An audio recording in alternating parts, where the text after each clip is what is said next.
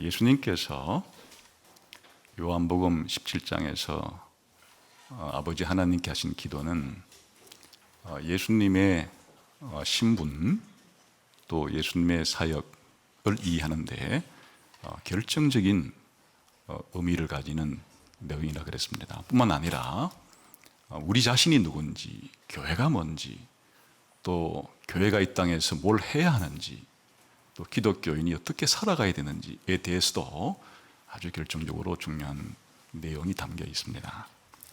지금까지 우리는 이 기도의 첫 번째 예수님께서 하나님을 아버지라 부른 내용에 대해서 살펴보았습니다.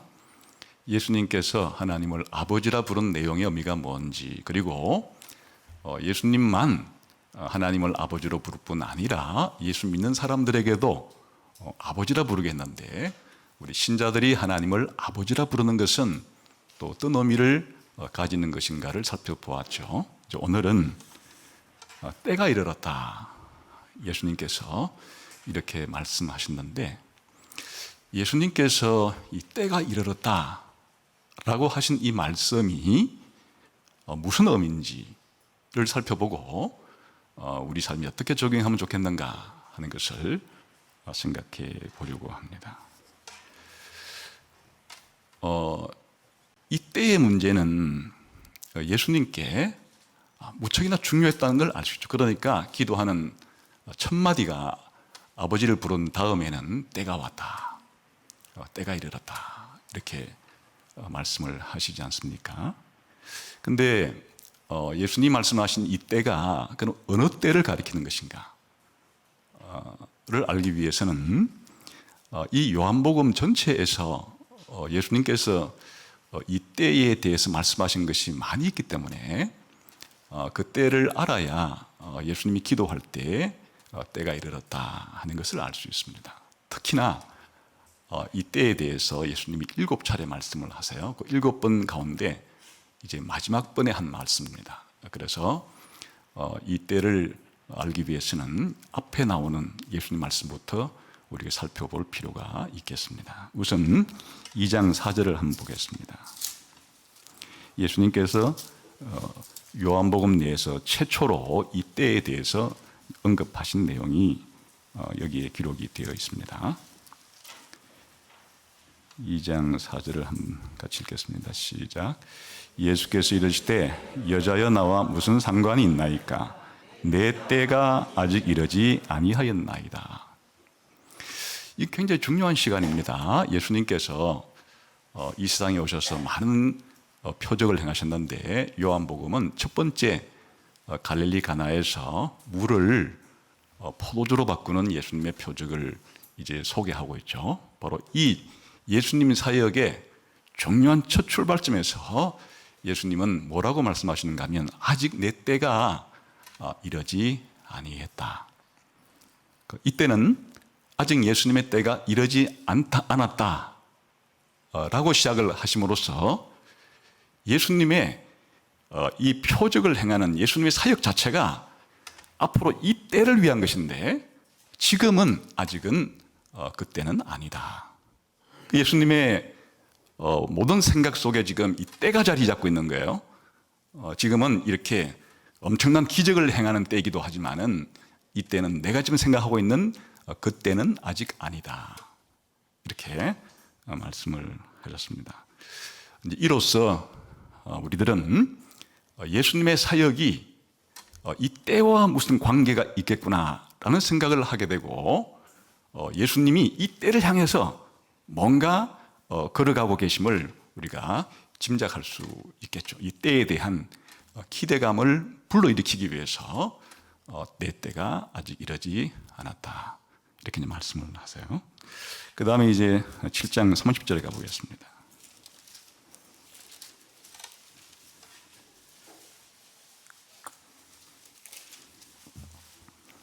7장 30절 같이 읽겠습니다. 시작. 그들이 예수를 잡고자 하나 손을 대는 자가 없으니 이는 그의 때가 아직 이르지 아니하였음이라.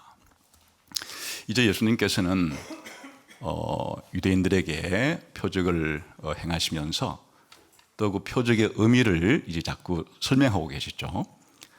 대표적으로 나와 아버지는 하나다고 말씀하시면서 예수님의 정체성 자체가 하나님 아버지와의 관계 속에서 자신도 아버지와 동등한 신성이 있음을 말하면서도 아버지께로부터 보냄받아서 이런 일들을 하고 이렇게 말하니까 유대인들이 예수님을 죽이려고 하죠. 그러니까 이제 5장에서부터 예수님을 죽이려고, 기회만 있으면 죽이려고 하는 이런 반대자들이 생겨났습니다. 그런데 여기 재미난 말이 있는데 사람들이 예수님을 잡고자 하나, 잡아서 죽이려고 했지만은 아직은 때가 아니기 때문에 예수님이 잡히질 않아요.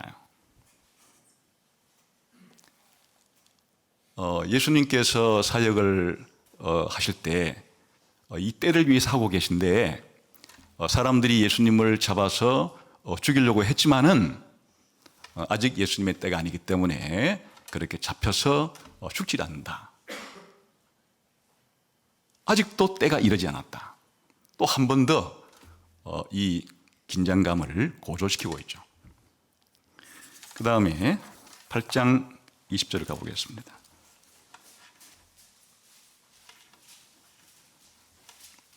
시작. 이 말씀은 성전에서 가르치실 때에 헌금함 앞에서 하셨으나 잡는 사람이 없으니 이는 그의 때가 아직 이르지 아니하였습니다. 이도 마찬가지예요. 계속해서 예수님이 여러 가지 사역을 하시는 가운데 또 예수님을 잡아서 죽이려고 하는 이런 시도들이 있었지만은 아직은 때가 아니기 때문에 예수님께서 그렇게 잡혀서 붙잡혀서 재판받거나 하지는 않았다. 3번씩이나 때가 아직 이르지 않았다. 때가 아직 이르지 않았다. 때가 아직 이르지 않았다. 이건 뭘 말해주는 거예요? 점점 우리들로 하여금 도대체 예수님의 때는 언제란 말인가? 예수님께서 이 때에 뭘 하려고 하는 것이란 말인가? 라고 하는 궁금증을 증폭시켜주고 있는 거예요. 고도의 지금 문학적인 장치를 쓰고 있는 겁니다. 그런데 드디어 예수님께서 이제 내 때가 왔다. 이렇게 이제 말씀을 하십니다. 그게 12장 23절에 나옵니다. 12장 가보겠습니다.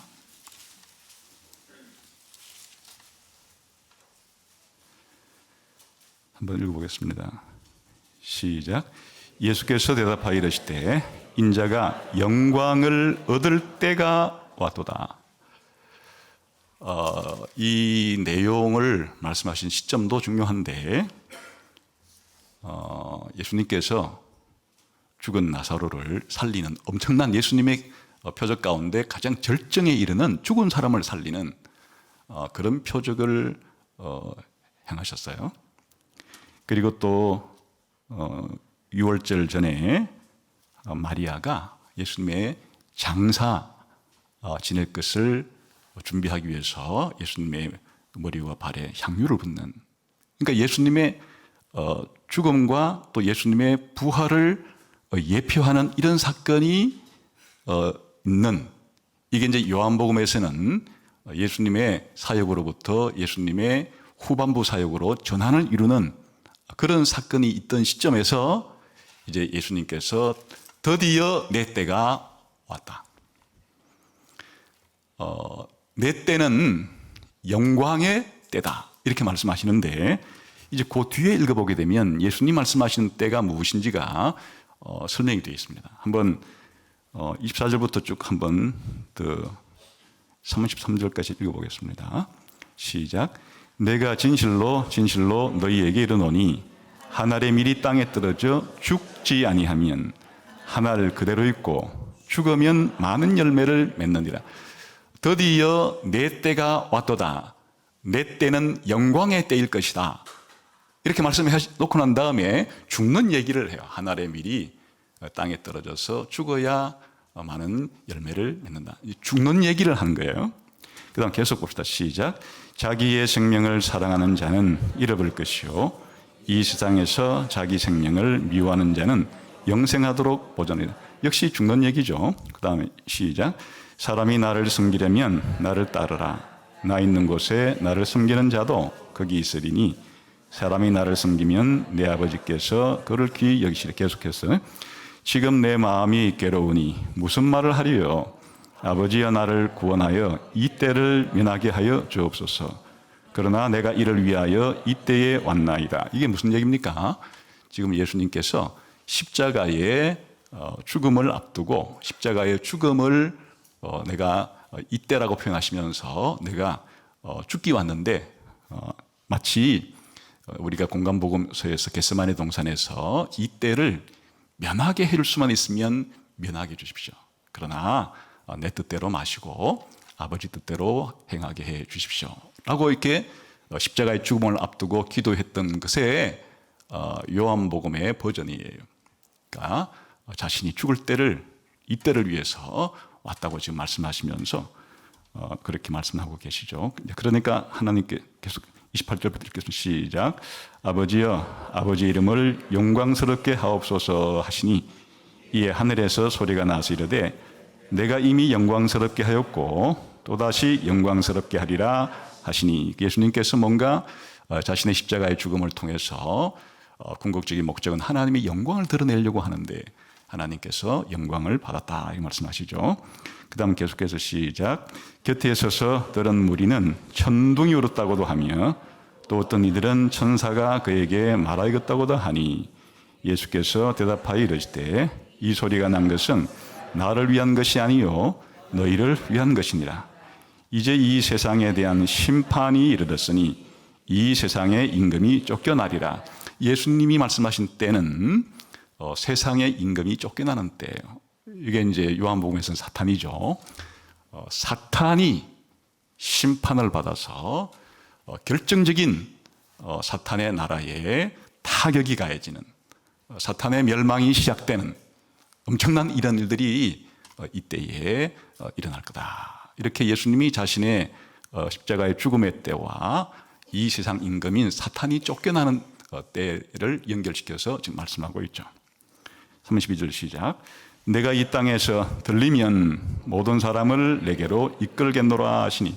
그런데 가만히 보니까 예수님이 십자가에 죽는 순간만을 말하지를 않고 죽고 난 다음에는 부활하고 성천을 해요. 그걸 들린다고 표현하죠. 그러니까 예수님께서 십자가에 죽을 뿐 아니라 들려서 부활과 성천을 한 다음에 예수 믿는 사람들을 이제 본격적으로 불러 모으기 시작을 할 거다. 이렇게 예수님은 자신의 이 때를 십자가의 죽음을 넘어서서 자신의 부활과 성천까지를 이 영광스러운 때에 포함하고 있음을 알 수가 있습니다. 33절 시작. 이렇게 말씀하시면 자기가 어떠한 죽음으로 죽을 것을 보이심이러라. 그러나 이제 이 출발점은 죽음으로부터 시작하는 거죠. 십자가의 죽음과 그리고 부활과 성천을 통해 하나님께 들려 올라가는 이 때를 예수님께서 영광의 때라고 말씀하시고 이제 드디어 이 때가 왔다. 이 얘기는 내가 드디어 죽을 때가 왔고 드디어 부활할 때가 왔고 드디어 성천할 때가 왔다. 이렇게 이제 예수님 말씀하세요. 그래서 예수님의 사역이 방향 전환을 합니다. 이제 불신자들을 대상으로 표적을 행하면서 예수님을 알려주는 일에서 예수님 믿는 제자들을 향해서 남은 기간 동안에는 이 때에 대해서 중요한 내용들을 집중적으로 말씀해 주기 시작을 합니다. 13장 1절을 보겠습니다.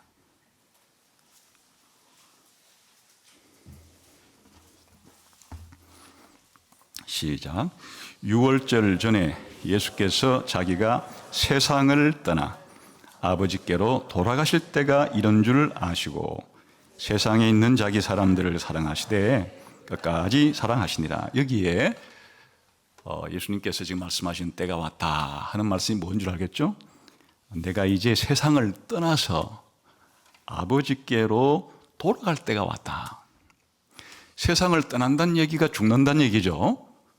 십자가의 죽음을 통해서 이제 세상을 떠나고 제자들을 떠나지만 그게 끝이 아니에요. 예수님께서 이 세상을 떠나는 것은 제자들을 떠나는 것은 아버지께로 돌아가는 거예요. 아버지께로 돌아간다는 얘기가 부활과 성천을 통해서 아버지께 돌아간다는 얘기죠.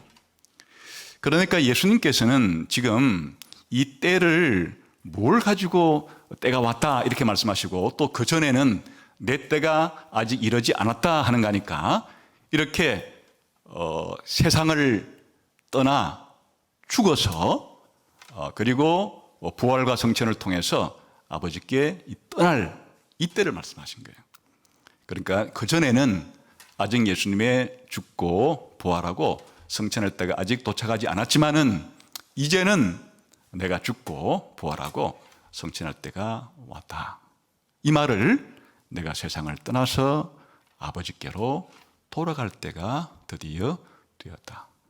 그래서 이제 예수님께서 집중적으로 이 요한복음 14장부터 16장까지 마지막 고별 설계를 하시고 그리고 17장에서는 아버지 하나님께 고별 기도를 드리시고 그리고 18장, 19장에서는 죽으시고 20장에서는 부활하시고 그리고 성천했다는 직접 기록은 없지만은 성천한다는 얘기까지를 포함한 얘기를 그 시간에 해 주시고 계신 거예요.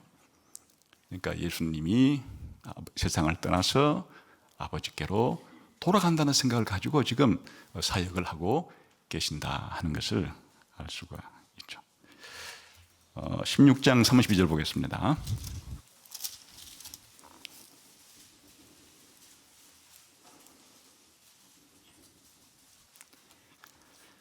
같이 읽어보겠습니다. 시작. 보라 너희가 다 각각 제 곳으로 흩어지고 나를 혼자 둘 때가 오나니 벌써 왔도다. 그러나 내가 혼자 있는 것이 아니라 아버지께서 나와 함께 계시느니라. 이제 제자들은 다 예수님을 버리고 떠나갈 거예요. 예수님을 배신하고 예수님을 다 버린 상태에서 도망을 칠 거예요. 그 예수님께서 이제 혼자 남으셔서 재판을 받게 될 거예요. 유대의 대제사장의 법정에서 재판도 받으시고 빌라도 앞에서 로마의 법정에서도 재판을 받으실 거예요. 그리고 십자가에서 달려서 죽으시게 될 거예요. 물론 그 뒤에는 부활하시고 성천하시고 심지어 제자들에게 성령까지 보내주시는 일을 하시게 되겠죠. 그때가 되었다. 그래서 지금까지 6번 이 때에 대해서 중요한 말씀을 했는데 첫 3번은 아직은 내 때가 이르지 않았다. 세 차례에 마치 음악적으로 말하면 3번 반복을 하면서 이 주제에 대해서 말씀을 하시고 또 그 다음 3번은 이제 때가 되었다라고 말씀하시면서 그 때에 대한 내용도 힌트를 다 말씀했죠. 내가 죽을 때 그리고 세상을 떠나 아버지께 돌아갈 때가 되었다. 이게 바로 내 때다. 이렇게 말씀을 하세요. 그러니까 이제 11장 1절이 무슨 말인지를 알 수가 있게 된 거죠. 다시 한번 17장 1절을 다 같이 읽어보겠습니다. 시작. 예수께서 이 말씀을 하시고 눈을 들어 하늘을 우러 이르시되 아버지여 때가 이르렀사오니 라고 기도를 합니다. 하사 아버지로 영화롭게 하게 하옵소서. 그러니까 예수님께서 지금 이 때가 이르렀다 기도하시는 것은 우연히 툭 튀어나온 말이 아니라는 걸 알 수 있겠죠. 예수님이 이 땅에 오실 때부터 생각했던 때예요. 아니 사실은 창세 전에 아버지와 함께 있을 때부터 아버지와 함께 의논했던 때예요. 아버지는 아들이 이 때를 위해서 세상에 보냈고 아들은 이 때를 위해서 아버지께로부터 보냄을 받은 상태예요. 그리고 예수님은 이 땅에 오셔서 지금까지의 모든 사역할 때 항상 이 지점을 향해서 이 예수님이 때라고 말씀하신 이 목표 지점을 향해서 모든 사역을 해 오시다가 드디어 이제 내일이면 십자가에 죽으실 때가 되었기 때문에 마지막으로 제자들을 모아놓고 그렇게 요한복음 13장에 보게 되면 세족식을 해준 다음에 그 다음에 14장부터 15장, 16장까지는 마지막 중요한 이제 내가 떠나겠지만은 다시 올 거야 라고 그 다시 온다는 얘기 자체가 성령님을 통해서 내가 다시 올 거야 이렇게 말씀을 하시고 이제 기도 가운데 아버지와 제가 창세 전부터 계획을 했었고 의논했던 이제 이 일을 실행할 때가 되었습니다. 아버지께서 저에게 이 일을 하실 때가 되었고, 저는 순종을 통해서 아버지가 하시려고 하는 이 일을 받아들일 준비가 되었습니다.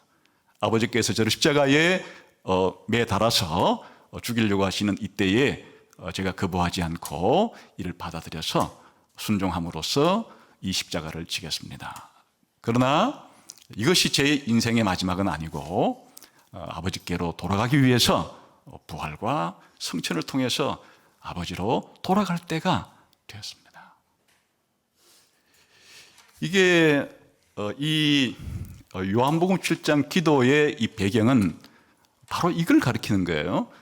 세상을 떠나서 아버지께로 돌아갈 때를 중심으로 짜여져 있고, 사실 요한복음 전체가, 아니 예수님의 이 생애 전체가, 예수님의 사역 전체가 내가 이 때를 위해서 왔나이다 라고 할 수 있는 가장 중요한 때가 바로 예수님의 죽음과 부활과 성천이라는 사실을 알 수가 있죠. 그래서 이 예수님의 죽음과 부활과 성천은 사실은 예수님 한 개인의 일대기에서 중요한 순간인 이런 차원을 훨씬 넘어서요, 이것은 인류 역사 전체의 시간 속에서 예수님이 죽고 부활하고 성천하는 사건의 의미가 무엇인지를 살펴보아야만 그 의미를 알 수 있는 인류 역사의 대전환점을 이루는 시간이에요.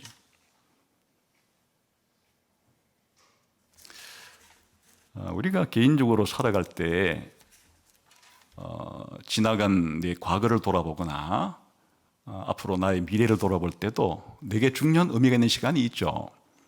매 날이 똑같지는 않잖아요. 내가 태어난 날이 중요할 거고, 또 내가 태어나서 이제 성인이 되는 그런 때, 드디어 한 사람의 책임 있는 시민으로서 이 세상에 살아갈 수 있는 나이가 된 때도 중요할 것이고, 또 어떤 면에서는 살아가다가 지금까지 나에게 영향을 미치는 큰 질병을 알아서 내게 영향을 미치고 있다 그러면 그런 시간은 내게 잊지 못할 그런 시간일 것이고, 또 내가 어떤 사업을 하다가 큰 실패를 했거나 아니면 내 도덕적으로 큰 죄를 지어서 지금까지도 내가 지은 그 죄가 나를 괴롭히기 때문에 나는 그 내가 지은 죄만 생각하면 살아가고 싶은 생각이 들지 않을 정도로 내가 범한 이 잘못이 내 삶에 지금까지 큰 영향을 미치고 있는 그런 결정적인 잘못을 한 것이 있다면 그것이 늘 자기 인생에 있어서 중요한 시간이 되겠죠.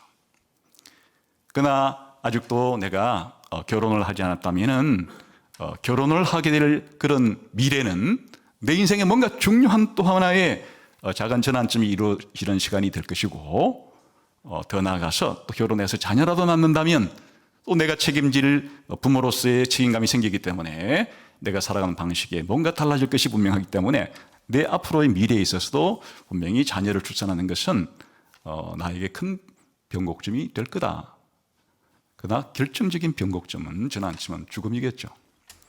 죽음을 통해서 내가 관계를 맺고 있던 모든 사람을 떠나고, 내가 하고 있던 모든 일에서 떠나고, 내가 가지고 있던 모든 소유로부터 떠나게 되는, 이 세상으로부터 떠나게 되는 나의 죽음은 사실 내 인생에 지금까지의 무슨 입학, 졸업, 혹은 입사, 퇴사, 결혼, 자녀 출산 이런 것과는 비교가 되지 않을 정도로 내 인생의 결정적인 전환점이 될 게 분명하죠.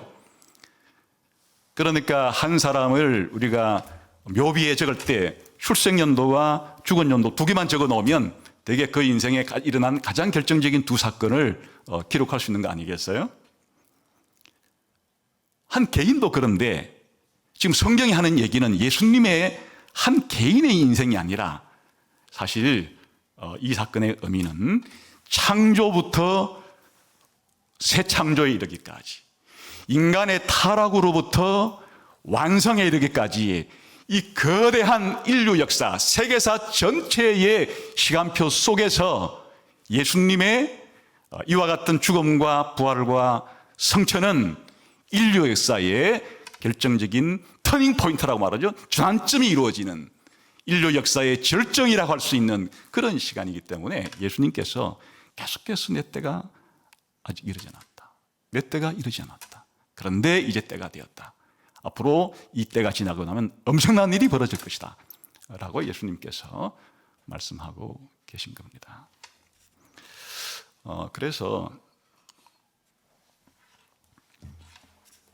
예수님의 이 살아가는 삶 속에 매일매일은 이 때에 대한 의식이 있었어요. 단 하루도 예수님의 이 삶과 사역 속에서는 이 때에 대한 생각이 없이 그냥 지낸 적은 없어요. 여러분에게는 여러분이 지금 살아갈 때 어떤 때에 대한 의식이 여러분의 삶의 원동력이 되고 있습니까? 여러분의 삶을 이끌어가고 여러분의 삶을 밀어주는 여러분의 때에 대한 생각은 어느 때에 대한 생각입니까? 사실 예수님께서 이렇게 자신의 사역 전체에 대해서 요한복음 11장에서 기도할 때 때가 이르렀다 하는 것은 이제 요한복음 자체만 보아도 이렇게 중요하다는 걸 알 수가 있겠죠. 그런데 성경 전체, 특별히 신약 성경을 보면 이 때에 대한 이야기로 사실 가득 들어차 있어요. 마가복음 1장 14절 15절에 보면 예수님이 이제 이 세상에 오셔서 첫 번째 하신 말씀을 기록해요. 이건 예수님이 이제 갈릴리에서 사역하시는 것을 이 말씀으로서 사실은 요약해 주는 말이기도 하고, 더 나아가서는 예수님의 삶 전체를 요약해 주는 말이기도 한데 이렇게 돼 있어요.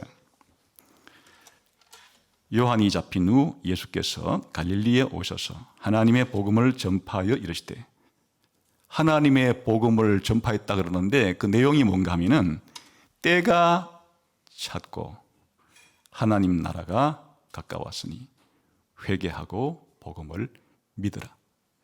예수님이 이 세상에 오셔서 말씀을 전할 때 첫 일갈이 때가 찼다. 때가 찼다는 말에 거의 병행적인 말은 하나님 나라가 가까웠다는 말이기도 해요. 이것은 우리들에게 이 때에 대한 하나님 나라에 대한 반응을 촉구하는데 회개하고 믿어야만 이 때에 대한 바른 반응을 할 수 있고 하나님 나라에 들어갈 수가 있게 되는 거죠. 그러니까 우리가 회개와 믿음으로 표현된 우리 인간의 삶의 요약은 무엇 때문에 우리가 회개하고 믿어야 되는가 하면 드디어 예수님이 오심으로 이 때가 찼고 하나님 나라가 가까웠기 때문에 이 때가 왔다는 사실을 모른 채로, 하나님 나라가 왔다는 사실을 모른 채로 살아가게 되면 그 인생에 있어서 절망적인 비극이 일어나는 것이고, 예수님이 오심으로 이 때가 왔고 때가 찼고 하나님 나라가 왔기 때문에 회개하고 예수님을 믿음으로써 이 때에 대한 생각을 바르게 가지고 하나님 나라에 들어가게 되면 그 인생에 있어서 영원한 복락이 찾아온다. 이게 복음의 요약이기도 한 것이에요. 그러니까 예수님이 사역을 첫 번째 하실 때 때가 찼다는 말씀으로 자신의 사역을 시작했다. 그럼 예수님께서 3년이라고 하는 대략적인 공생애를 마칠 때 뭐라고 말씀하시고 이 공생애를 마감했을까? 역시 마가복음의 한 장에서 보게 되면 마가복음 13장에 한번 보겠습니다.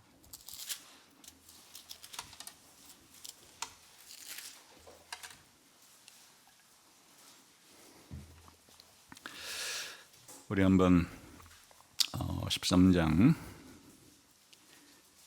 일단 4절까지 한번 읽어보겠습니다. 시작. 예수께서 성전에서 나가실 때에 제자 중 하나가 이르되 선생님이여 보소서, 이 돌들이 어떠하며 이 건물들이 어떠하나이까? 예수께서 이르시되 내가 이 큰 건물들을 보느냐? 돌 하나도 돌 위에 남지 않고 다 무너뜨려지리라 하시니라. 예수께서 감람산에서 성전을 마주 대하여 앉으셨을 때에 베드로와 야고보와 요한과 안드레가 조용히 묻되 우리에게 이르소서 어느 때에 이런 일이 있겠사오며 모든 일이 이루어지려 할 때에 무슨 징조가 있사오리까? 이건 이제 예수님께서 이 마가복음 13장은 십자가에 죽으시는 그 주간에 마지막으로 예수님께서 설교를 하신 내용이에요. 그럼 예수님의 최후의 설교라고 할 수 있어요. 근데 예수님의 최후의 설교는 어떻게 시작되는가 하니까 유대인들이 자랑하고 있던 이 성전이 돌 하나도 돌 위에 남지 않고 다 무너질 거다 이렇게 말하니까 충격을 받은 거죠. 제자들이 그러면 이렇게 성전이 파괴되는 이 엄청난 일이 일어날 때가 언제 이런 일이 일어날 겁니까?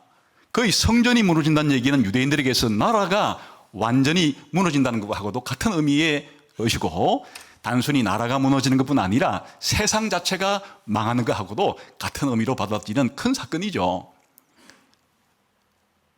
이 성전이 무너질 때와 예수님께서 말씀하시는 이게 종말인데, 이런 종말의 때가 언제 이루어지겠습니까? 그래서 이제 13장은 이 성전이 무너질 때와, 그리고 성전 자체만이 아니라 이 성전이 무너지는 것이 무엇을 모형으로 예표하고 있는가 하니까 세상 자체가 하나님의 심판을 받아서 멸망당하게 될 것에 대한 그림자가 이 성전의 멸망이기 때문에, 이 단순히 AD 70년, 예수님이 이제 십자가에 죽고 난 다음에 약 40년 뒤 정도가 아니라 예수님이 다시 재림하셔서 이 세상 전체를 심판하시고 멸망하실 그때에 대한 이야기를 해주고 있는 것이 바로 마가복음 13장 얘기예요. 그 뒷부분 한번 보게 봅시다. 앞에는 이제 쭉 그는 성전 멸망과 더불어 있을 이야기이고, 조금 뒷부분으로 한번 넘어가 봅시다.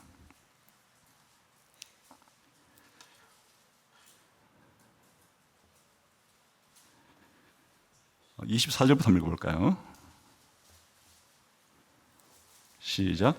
그때에 그 환난 후 해가 어두워지며 달이 빛을 내지 아니하며 별들이 하늘에서 떨어지며 하늘에 있는 권능들이 흔들리리라.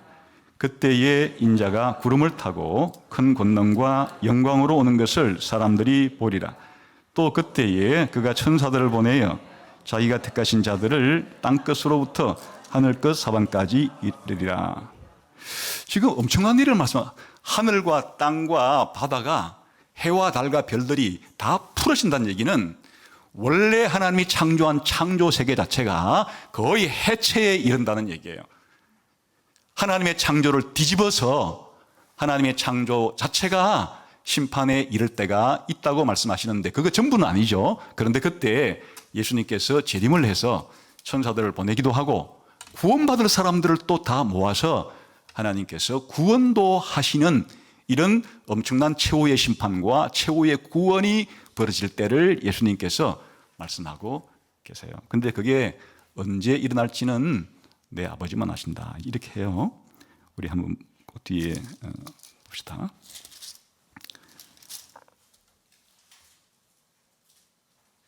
(30절) 31절부터 32절까지 읽어봅시다. 33절까지 보면 좋겠네. 시작. 내가 진실로 너에게 이르노니 이 세대가 지나가기 전에 이 일들이 다 일어나리라. 천지는 없어지겠으나 내 말은 없어지지 아니하리라.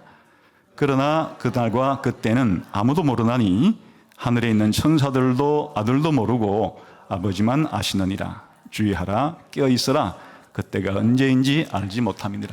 지금 예수님의 이 생각을 좀 들어보세요. 예수님의 생각은 이제는 어디를 향해 있는가 하니까 자신이 다시 오실 때에 있어요.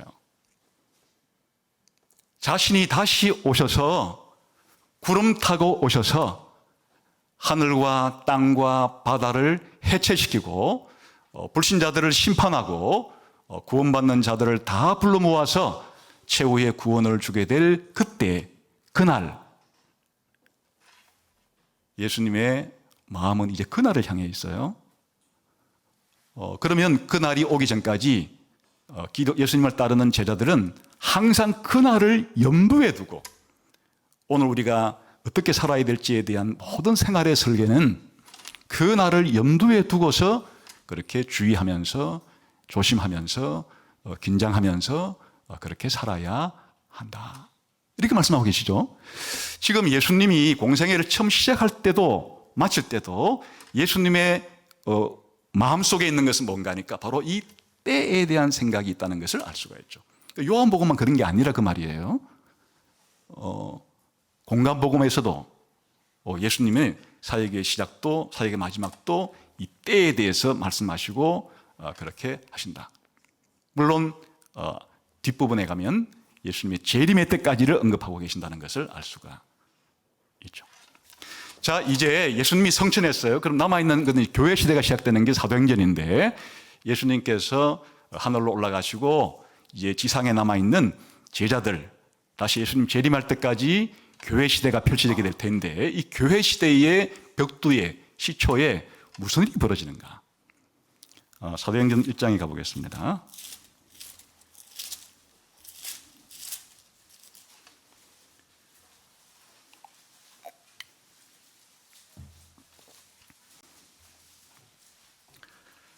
한번 6절부터 읽어볼까요? 시작. 그들이 모였을 때에 예수께 여쭈어 이르되 주께서 이스라엘 나라를 회복하심이 이때니까 하니, 이르시되 때와 시기는 아버지께서 자기 권한에 두셨으니 너희가 알 바 아니요 오직 성령이 너희에게 마시면 너희가 권능을 받고 예루살렘과 온 유대와 사마리아와 땅끝까지 이르러 내 증인이 되리라 하시니라. 지금 예수님께서 이제 부활 전에도 그렇게 주님이 다시 오시는 그 날과 그 시는 아버지께서 아시지만은 그 날과 그 시가 반드시 있을 거기 때문에 예수님의 제자들은 반드시 오게 될 그 날과 그때를 생각하면서 조심성 있게 주의하여서 경각심을 가지고 살아야 된다 했는데, 그건 부활 십자가 죽기 전에만 그렇게 하신 것이 아니고 이제 십자가에 죽으시고 부활하신 다음에 성천하기 직전에도 바로 이 문제로 말씀하고 계시죠. 제자들이 예수님께서 하나님 나라의 말씀을 하시니까 또 성령님도 준다고 그러니까 그때는 하나님 나라가 이 땅에 완성될 때는 그럼 언제란 말입니까? 이렇게 묻자 예수님은 그때와 시간은 아버지께서 주권적으로 정해놓으신 것이다. 있다. 있는데 너희들은 그것이 언제일지를 시간 계산하지 말고 너희가 해야 될 것은 이 예루살렘에서부터 땅끝까지 내가 다시 올 것에 대해서 그렇게 전해야 된다. 이 중요한 때가 있을 것에 대해서 너희들이 믿는다면은 이 때에 대한 준비를 하면서 다른 사람에게도 이 때와 시간이 왔을 때 최후의 심판 속에서 쓸려 들어가서 멸망당하지 않고 최후의 구원을 받는 무리의 대열 속에 있도록 그렇게 복음을 전해야 된다. 이게 교회의 사명이다. 지금 이 때에 대한, 그 교회가 뭐냐? 교회는 예수님이 성천하기 전부터 예수님의 재림을 바라보면서, 다시 말하면 예수님이 죽으시고 부활하시고 성천한 이 때를 기초로 해서 예수님께서 다시 오시는데 그 때를 바라보면서 남아있는 그것이 얼마의 기간이 될지는 알 수가 없지만은 바로 예수님의 죽음과 부활과 성천의 소식과 그리고 예수님의 재림의 소식을 전하는 것, 이게 복음 전도예요.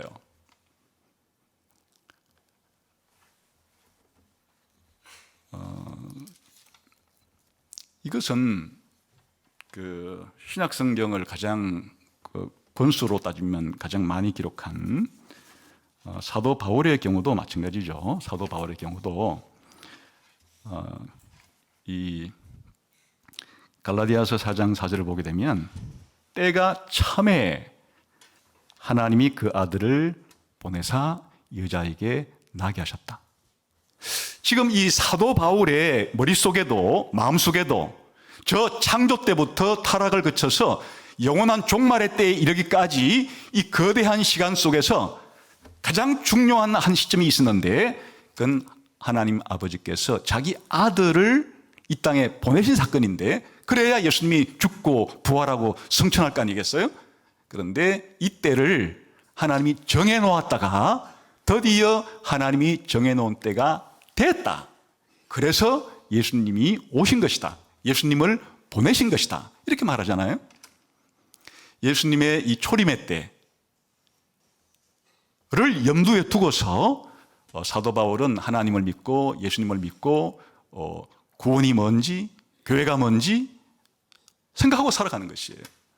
그러나 이 예수님의 이 초림으로부터 시작된 초림과 죽음과 부활과 성천을 내다본과 동시에 앞으로 바라보는 것은 예수님의 재림의 때죠.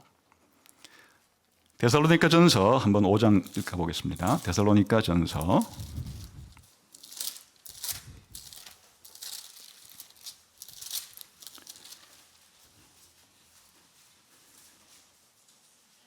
1절부터 한번 6절까지 아니 한 8절까지 읽으면 좋겠네요. 시작.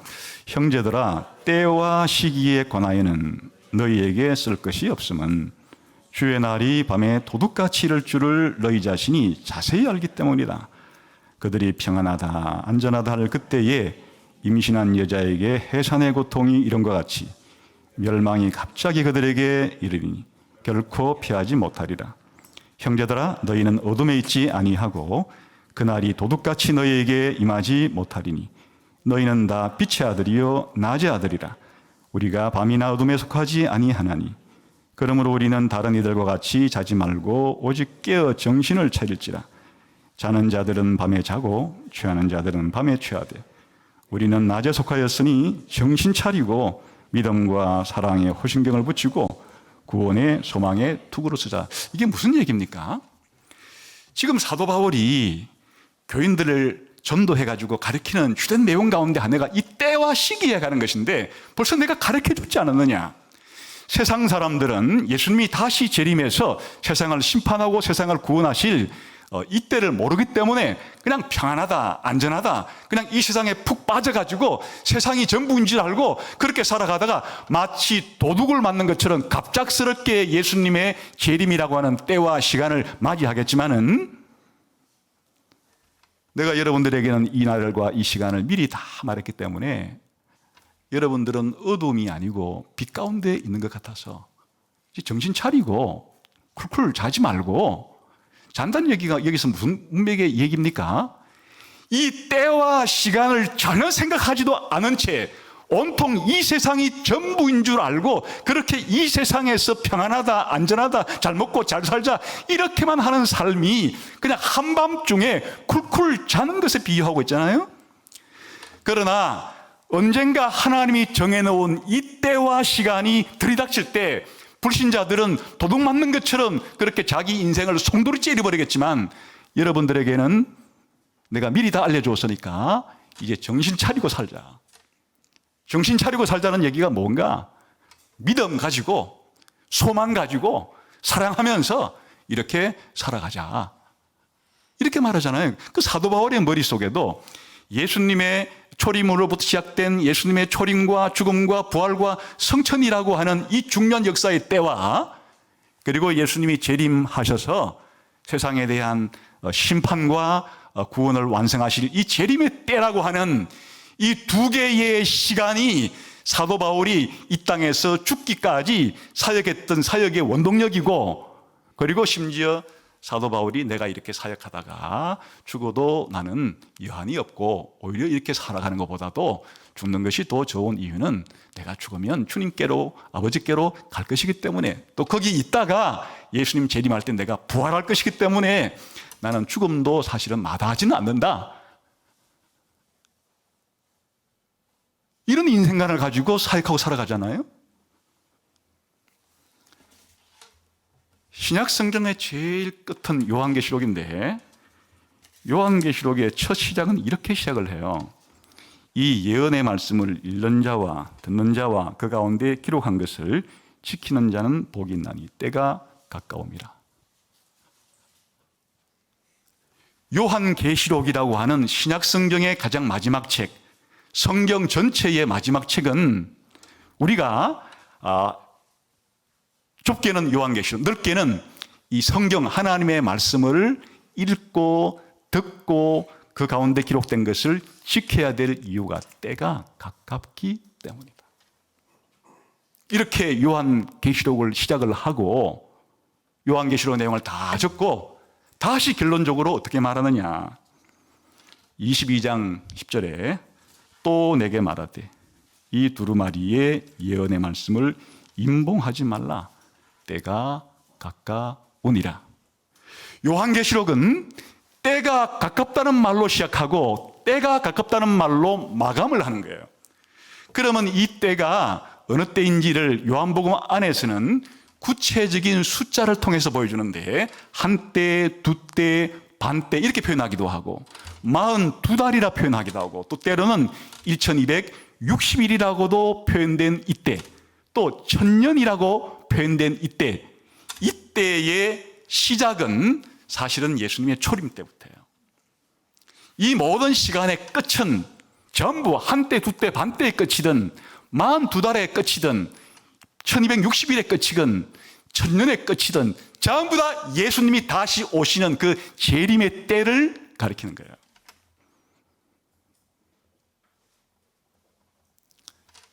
이것은 신약 성경만 그런가? 그렇지 않죠. 아예 성경의 처음인 창세기는 창세기 3장 15절에서 인류가 아담과 하와가 사탄의 유혹을 받아서 죄를 짓고 타락했을 때 하나님께서 창세기 3장 15절을 통해서 뭐라고 말씀해요? 내가 여자의 후손을 보내어서 너희를 미혹하고 타락시킨 그 사단의 머리를 박살낼 것이다. 사단에 대한 심판을 선고하고 그리고 나의 구원을 받아서 여자의 후손이라고 불리는 이 집단 속에 들어와서 뱀의 아들 자손이라고 불리는 뱀의 후손과 구별되는 이 사람들을 내가 만들어 낼 거다. 그럼 이때가 언제 이루어진다는 얘기예요. 그래서 구약성경 전체는 바로 하나님께서 창세기 3장 15절에 약속한 이때가 시간의 한가운데서 역사의 한가운데서 그 약속이 성취되기를 바라고 있어요. 이것이 구약성경을 관통하는 가장 중요한 메시지예요. 그 다음에 하나님께서 노아를 불러서 약속을 하건 아브라함을 불러서 약속을 하건 모세를 불러 약속을 하건 다윗을 불러 약속은 전부 다 이때를 향해 있는 것이에요. 심지어 이사야를 보내고 예레미야를 보내고 에스겔을 보내고 다니엘을 보내고 모든 선지자를 보낸 것은 이때에 대해서 알려주기 위한 것이에요. 그 사실은 이 선지서의 결론이라고 할 수 있는 다니엘서에서도 한때와 두때와 반때가 지나게 되면 1290일이 지나게 되면 혹은 1335일이 끝나게 되면 하나님이 약속한 이 모든 일이 이루어지게 될 거다. 이렇게 표현하기도 하고 하나님께서 70일에로 하나님 백성의 시간을 정해놓았는데 그것도 7일에와 62일에와 한 일에로 구분이 될 거고 그 한 일에도 또 반일에와 반일에로 구분이 될 건데 이건 잘 몰라도 되지만 핵심 내용은 무엇인가 하니까 71회가 끝나는 그때가 세상에 심판이 있고 예수님의 재림을 통해서 구원이 완성되는 때 항상 끝은 동일한 거예요. 이 끝의 시작은 예수님의 초림으로부터 시작해서 이 때의 끝은 예수님의 재림으로 끝난다는 것이 바로 구약 성경에서 우리들에게 약속해주고 혹은 예언해준 내용이에요.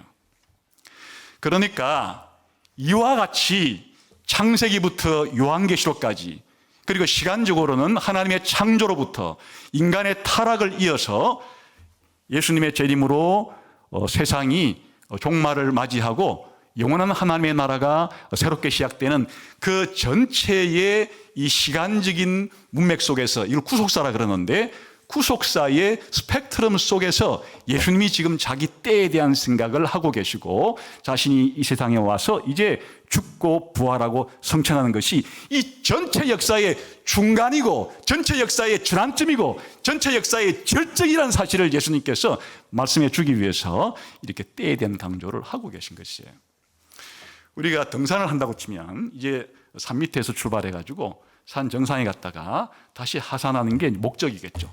갔다 돌아오는 게 목적일 거예요. 그 어디가 전환점이고 반환점이고 절정이에요? 산 꼭대기죠. 마치 예수님의 이 탄생 자체가 이 산밑이라면 예수님의 재림이 다시 돌아온 지점인데, 예수님의 이 죽음과 부활과 성천은 어느 시점에 해당이 되는가? 산 정상에 이르는 결정적인 순간이고, 마치 구속의 역사를 마라톤으로 비유하자면 저 창세기 1장부터 시작된 이 마라톤이 이제 인류 역사가 시작이 되어서 언제 마지막 다시 결성 지점에 오는가니까 예수님의 재림으로 세상의 종말과 이 새하늘과 새 땅이 완성되는 것이, 이게 이 구속사 마라톤의 결성점이라면 이 마라톤의 반환점, 전환점이 어딘가?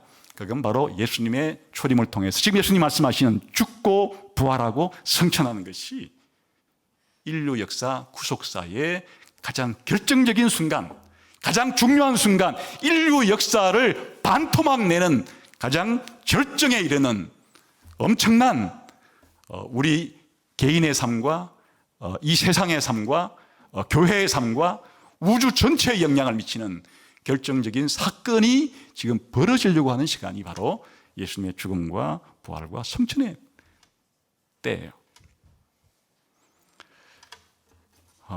이것이 어느 정도 중요한 것인가는 제가 다음 시간에 설명을 구체적으로 드리도록 하겠고, 오늘은 예수님 이렇게 때에 대한 생각을 예수님의 이 삶과 사역에 가장 중요하게 생각하고 계신다는 점만을 우리가 한번 적용해 보면 좋을 것 같아요.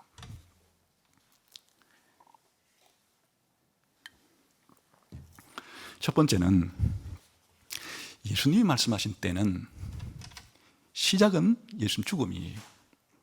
죽음이지만 죽음만을 바라보고 있질 않아요. 예수님은 죽음 건너편을 바라보고 있어요. 죽음 건너편에 부활과 성천을 바라보고 있는 거예요.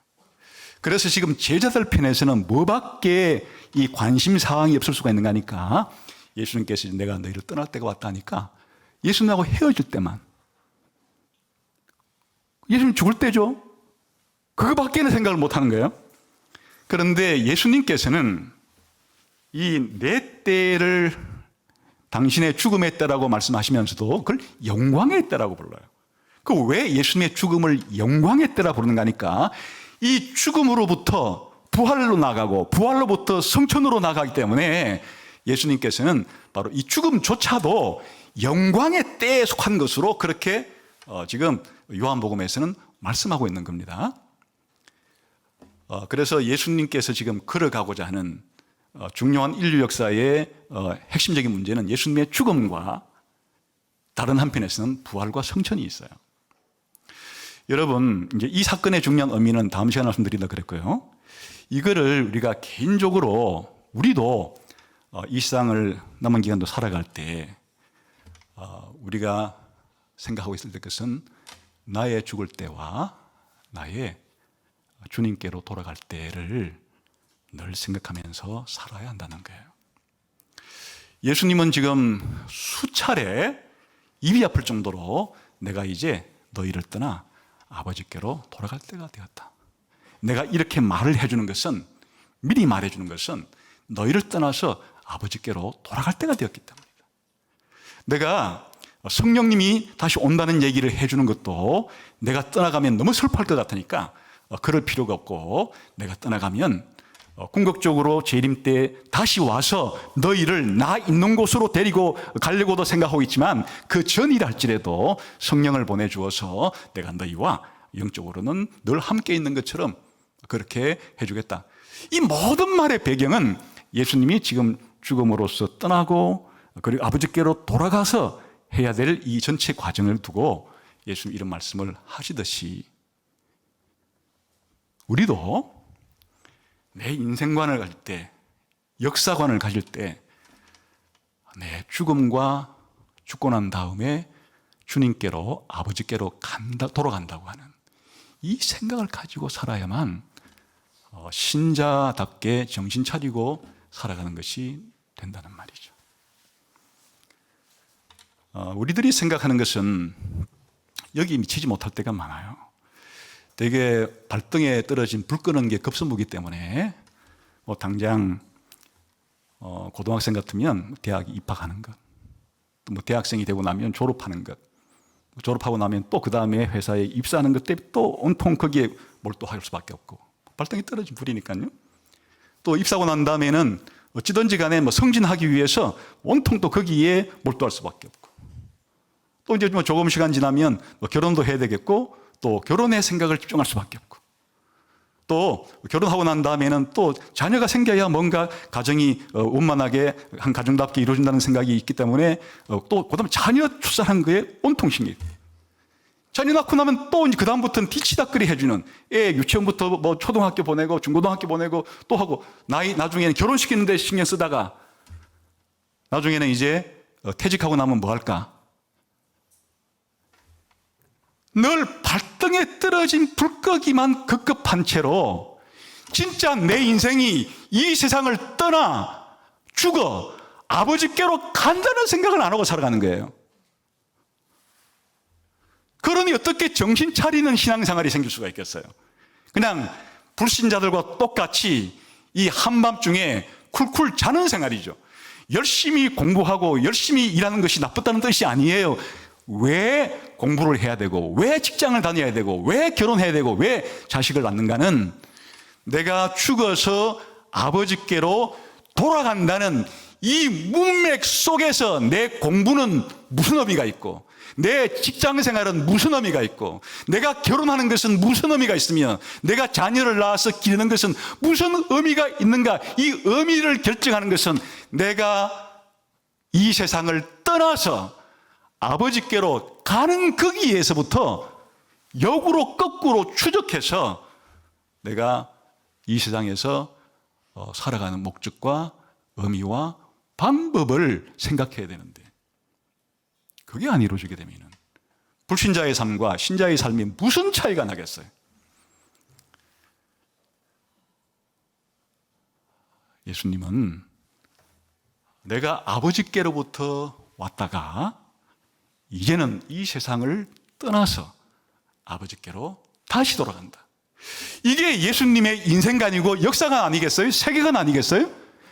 오늘 저와 여러분도 이 세상을 살아갈 때 불신자와 다른 근본적인 차이점이 무엇이냐, 이것을 철두철미하게 내게 일어날 역사적인 사실로 생각을 하고 그거를 대비하면서 살아가는 것 자체가 이게 신자다운 생활의 아주 중요한 모습이다. 그런데 이런 생각을 하게 될 때는 사실은 고난받을 때는 좀 생각을 해요. 치명적인 질병에 걸려서 이제 암이라고 하는 사실은 아주 무서운 질병에, 잘 치료하기 힘든 질병에 걸리고 나면 그때서야 비로소 죽음을 생각해요. 그것도 요즘은 뭐 의학이 발달됐으니까 당장 암 걸렸다는 진단 받아도 죽음 생각하지 않죠. 백방으로 노력을 해보다가 더 이상 자기가 어떤 치료를 받아도 어떤 약을 먹어도 낫지 않는다는 절망감이 빠져들 때, 그때서 비로소 내가 이 땅을 떠나야 되는구나,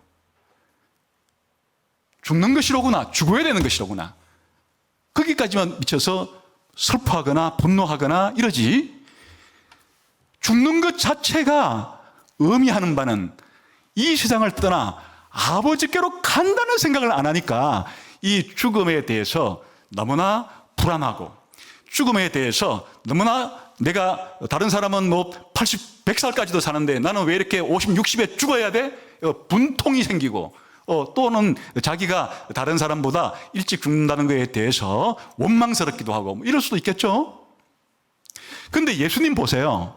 죽음을 대하는 자세가 다음 시간에 보겠지만 엄청나게 고통스러운 일이에요. 그러니까 이때를 면하게 할 수 있으면 면하게 해달라고 하는 거죠. 그러나 죽음이 예수님의 걸어가야 될 길의 마지막이 아니고 아버지께로 돌아가는 게 끝이기 때문에 예수님께서는 죽음의 수치와 죽음의 부끄러움을 넘어선 부활과 성천의 영광스러움을 바라보고 그렇게 한 걸음 한 걸음 나아가고 계신 것이에요.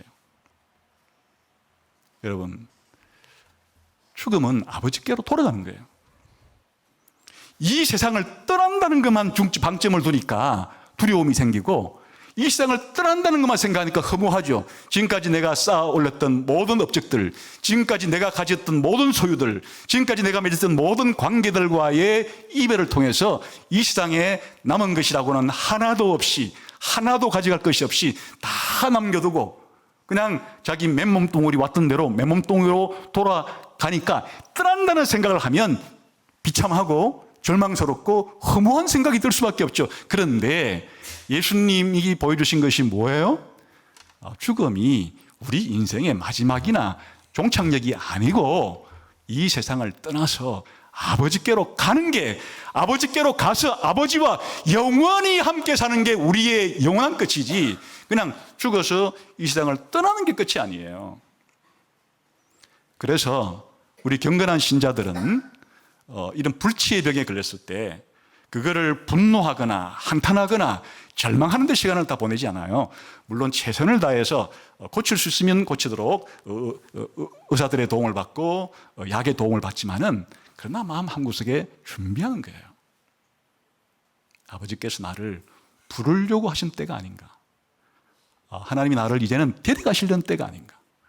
그렇다면 이제 아버지께로 가야 될 때를 준비하면서, 그렇게 살아가면서 아버지께로 돌아갔을 때에 대한 묵상을 통해서 자신의 마음을 준비하고 살아가죠. 아니면 사실 교회사 가운데 대부분의 시간은 박해와 고난과 고난의 연속이었어요. 당장 예수님의 제자들부터 그렇잖아요. 사도 바울의 삶 자체가 그렇잖아요. 그냥 이 땅에 살아가는 것 자체가 괴로움이고 고통이고 고난이고 그냥 죽기보다 더 아픈 그런 삶들을 살아가잖아요. 로마 제국 300년의 역사는 이런 제자들의 뒤를 이어서 엄청난 또 박해도 있었던 시간이잖아요. 오늘날 이렇게 21세기에 대한민국에 살아가는 우리 신자들의 이런 편안함과 안일함은 2000년 교회 역사 가운데 뭐 0.001%만 될까요?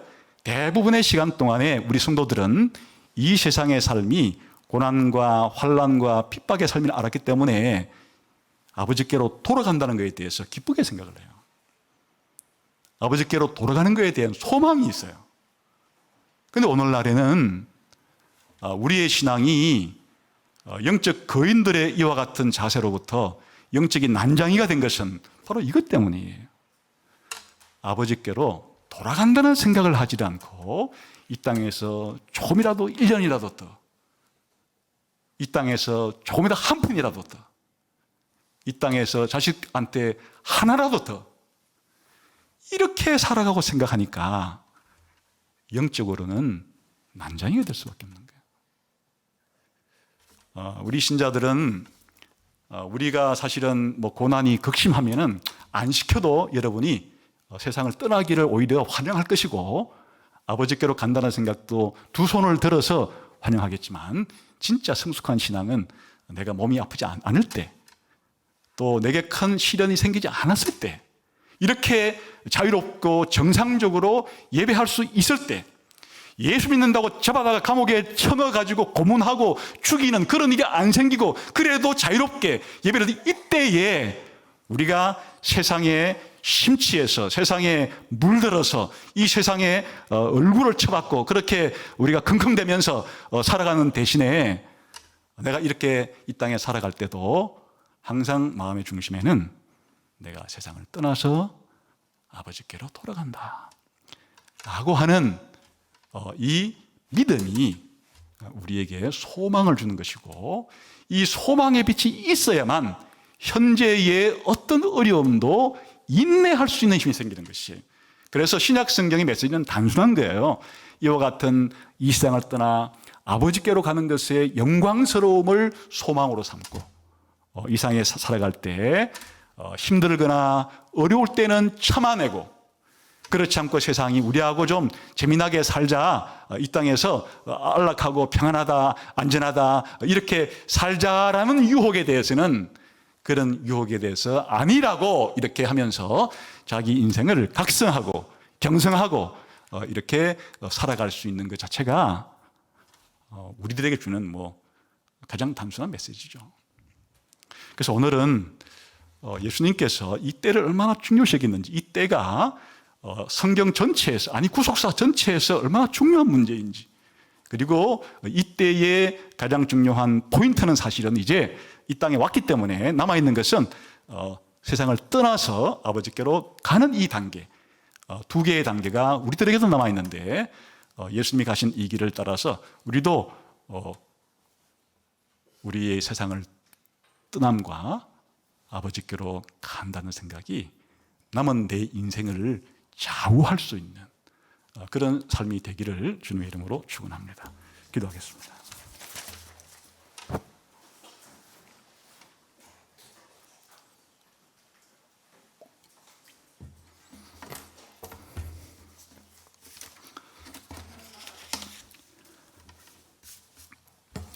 하나님 아버지 감사합니다. 오늘 하나님의 말씀을 통해서 다시 한번 하나님이 정해 놓으신 때와 기한에 대해서 생각할 수 있는 시간을 주시고, 우리의 삶을 이 때에 비추어서 재정리정돈하고 또 우리가 추구해야 될 바들을 이 때와 시간에 비추어서 잘 수립할 수 있도록 은혜를 주시기를 원합니다. 그리하여 우리가 남아있는 우리의 삶이 세상을 떠난다는 죽음으로 인한 불안이 아니라 세상을 떠나 아버지께로 가는 이 영광을 바라보면서 소망 가운데 우리의 남은 생애를 살아가게 해 주옵소서. 예수님 이름으로 기도하옵나이다. 아멘.